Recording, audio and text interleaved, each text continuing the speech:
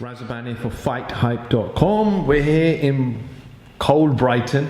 With me, it's not that bad. With me, I've got none other than Seb Eubank. Seb, it's been a while. It's been exactly a year. Is it a year now? Yeah, man. We were here when we first met. When we done our last interview, it was up in London, but Manchester. Was it Manchester? Yeah, Manchester. Okay. Grows Eubank. Oh, you and the undercard. Yeah. Manchester, man. So, about a year. About a year, yeah. How have things been? What have you been up to? Everything's been good, man. Just traveling the world, doing my training, doing my nutrition. Everything's been good. Explain to me what you do in Dubai. I see your post in Dubai. Let's talk about the juice life after this. The juice life. Right? But let's talk about what you actually do in Dubai, because you spend a lot of time there. I know your father and your mother had time there in the past, but what are you doing out there? I'm just living my best life, man. You know, I'm a lifestyle coach out there. Help people with their training, with their nutrition. I get on with my own training.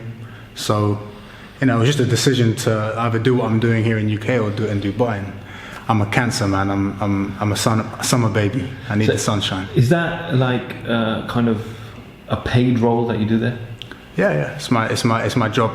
But you know, the reason why I kind of hold off from the boxing is because I know, you know, with the boxing you need to go in 100%, not doing nothing else. And there's just certain aspects of my business that I don't want to let go of yet. I'm still building. So I decided to just, you know, last year I had a fight, obviously on the undercard of Eubank Groves. So, you know, I wanted to take that. But in between that, after that, I was thinking, you know what, I still haven't accomplished what I want to accomplish in my field, which is the nutrition. And yeah, so I decided to just duck back out from the boxing scene, continue with my works. Been traveling, doing things in Africa as well now. So I'm back now. I'm gonna crack on this year with the boxing. I feel like my goals and my aspirations for the nutrition it's there now. You know, now it's just time for the boxing. So before we get onto the boxing and obviously your brother's fight with DeGale, on the nutrition side, how important is it that you have fighters that constantly, one, stay around their weight, and two, make sure that they have the right guidance in nutrition? I've been around a lot of fighters, and you see a lot of fighters that blow up 20, 30 pounds. Somebody told me, and I won't mention the fighter's name, that a certain fighter blows up 50 pounds just before fight. They go into camp, but how tough is it mentally, physically, psychologically to bring that weight back down? I think everyone's different, really. I mean, you can see some of the greats like Mayweather and that you see they never blow up. They always look like their fight weight. You get some fighters who have to kill themselves to make weight, but then if they do it properly, for example, like Groves in the fight against Eubank, he was drained at that weigh-in. He actually stumbled. He actually fell. Like they had to pick him up. And then afterwards, you know, you saw him, man. Came in a heavier fighter. So it was risky, but it paid off. So every fight is different. For me personally, I think it's better to stay around your fight weight. But everybody's different. If you're managing what you're eating, if you're eating correctly, then you know it shouldn't really be a problem for you. Yeah. The juice life. Every time I look at your Insta stories, I just hear this crunching noise. You know? On one side the crunch, and the other side the juice is actually coming out. Like, explain it, because right now I've tried. You know, I'm actually not on a juice life, but I take a juice smoothie for my afternoon lunch, which is about 100 grams of spinach with some protein, with some almond butter. Okay. So you're making a smoothie out of that? Yeah. Okay. So I've got it with me in my car. Okay. It's my next meal. Okay. But that isn't just all you eat, is it? Right? You do have food. Right? I eat solid food as well, man. I don't eat breakfast. I don't eat breakfast. I drink breakfast. I get, you know, hydration is the most important thing. First thing of the day. You know, when you're sleeping, if you sleep 7-8 hours, you know, you don't go 7-8 hours during your day without drinking something. So when you wake up, you may not feel it or know it, but you're dehydrated. You need to hydrate. Water's great.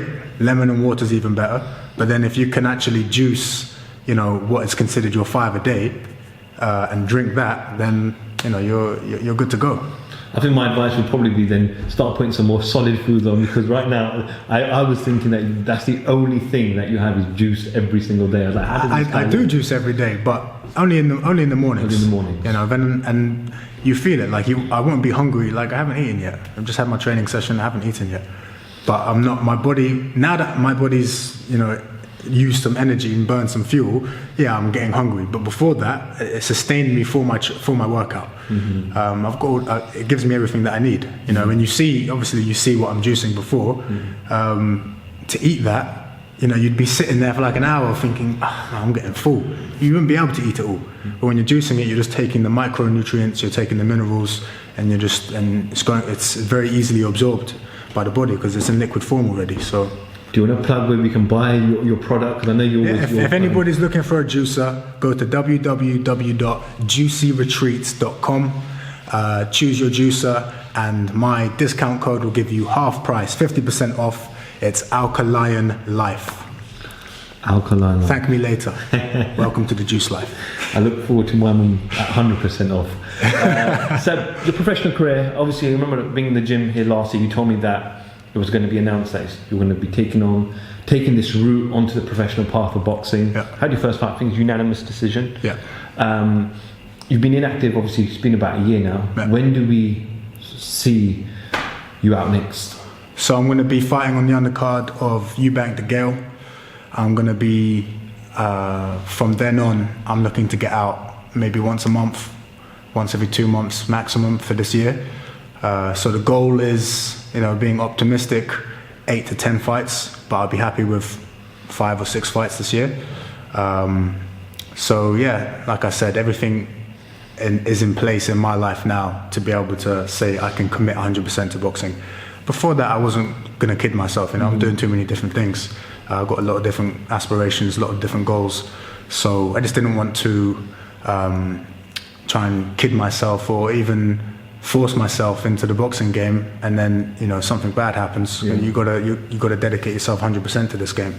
So now this year, 2019, you're gonna see me out regularly on big cards, big bills, fighting good opponents, displaying my skills. So yeah, got a lot to look forward to, man. Is this gonna be? Are you aligned to a promoter, a trainer, a coach at this stage, or is it just team man? Not at the moment. At the moment, I'm working with different people, but I'm not locked down to anybody contractually. Just because there's a lot of politics right now. I mean, even including with my brother, like no one really knows where he's going with his. You know, there's rumors of him being with Matchrooms, rumors of him then going with Al Heyman and ITV and all this stuff. So right now, I'm gonna get on the bills. I'm gonna get in where I fit in. Mm-hmm. That's it for me. Mm-hmm. I'm not looking to sign any big time contracts right now. Again, because I just can't fully commit to that. I'm out in Dubai, that's where I'm based. So I don't want someone saying, well, yeah, you can sign with me, but you've got to be here, because that doesn't tie in with my life. Mm-hmm. So, you know, I'm very honest with all the promoters that I talk to. I tell them what I'm doing, and they all understand, and we just go from there. So, yeah.